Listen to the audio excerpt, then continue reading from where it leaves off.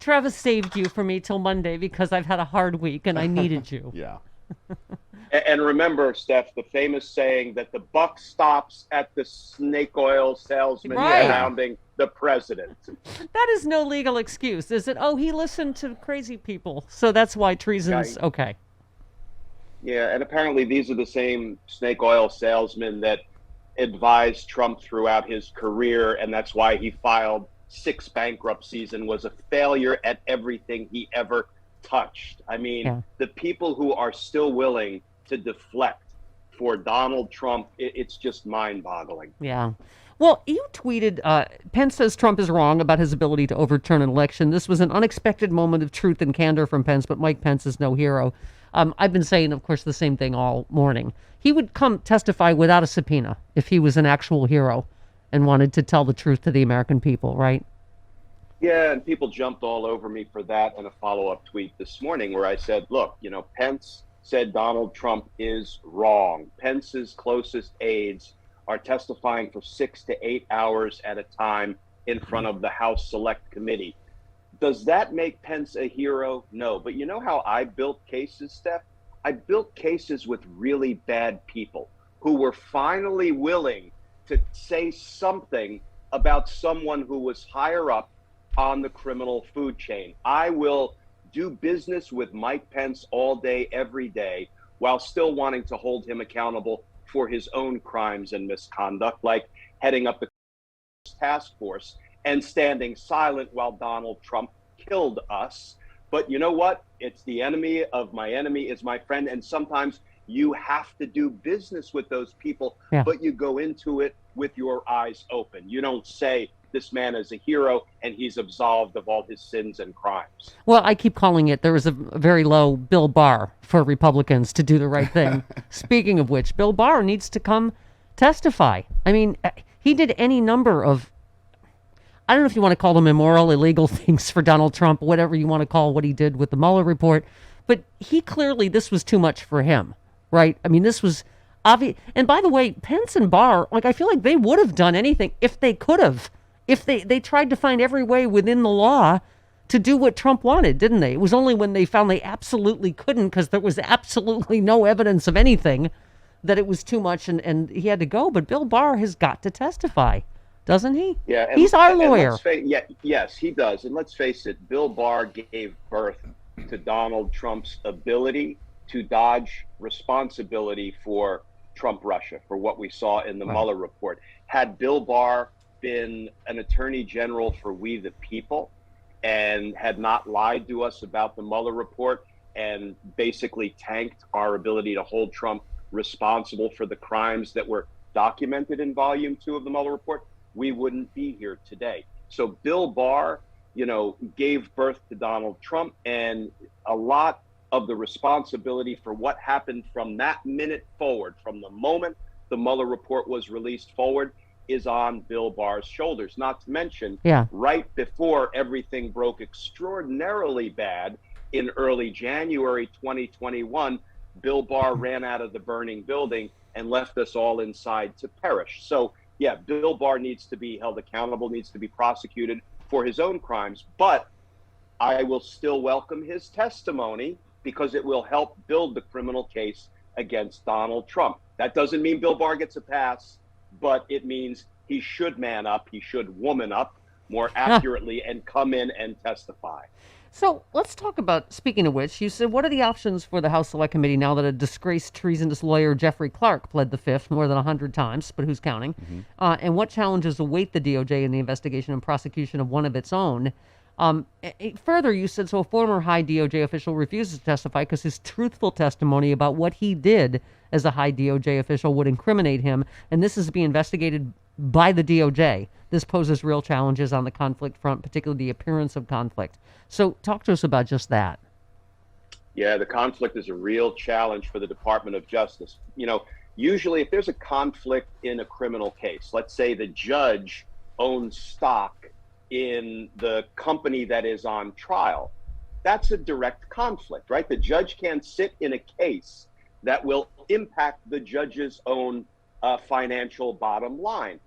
it gets a little bit more subtle when you talk about DOJ investigating DOJ former high officials, because there's no other, DOJ can't recuse and send it to another federal prosecutor's office for, conflict-free handling, because we only have one DOJ. But here's the thing. Think about this, Steph. If DOJ fully investigates Jeffrey Clark and somehow they come to the conclusion that we can't indict him, there's not enough evidence, whatever, is there anybody in this country who would accept as legitimate that conclusion? No. We would say, at a minimum, that is cronyism, protecting one of your own, and at a maximum, it's abject corruption and dereliction of duty by the Department of Justice.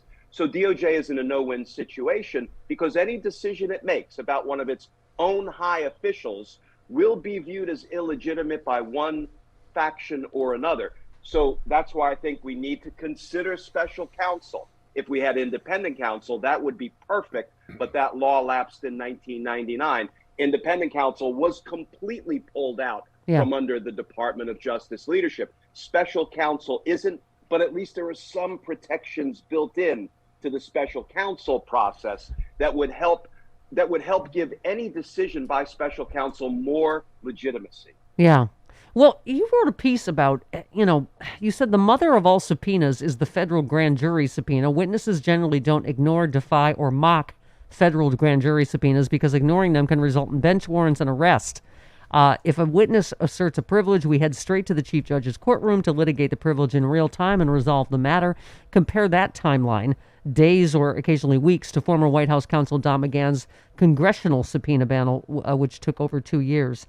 I mean, this is why, Fani Willis, God bless her, right? But someone was saying, she doesn't have the resources. And this is obviously a national conspiracy that involved Georgia among many other states. As you say, if the Justice Department doesn't prosecute Trump and he runs for re-election, we can expect him to talk about his confirmed innocence at every rally. Trump will say he will boast that the DOJ's considered decision was not to bring a single criminal charge against him as proof positive he did absolutely nothing wrong. You're absolutely right. He will. Yeah. Go ahead. Yeah. Donald Trump spins losses into what he claims to be victories, right? Yeah. He extorts and bribes President Zelensky on a phone call, and he calls it a perfect phone call, and his supporters believe him. He is, barely escapes removal from office in an impeachment proceeding, and he declares it a complete and total exoneration. The Mueller report gets released, and Volume 2 says Donald Trump committed as many as 10 federal felony obstruction of justice crimes, and again, he calls it a total exoneration. What will he do if Merrick Garland's Department of Justice refuses to indict him?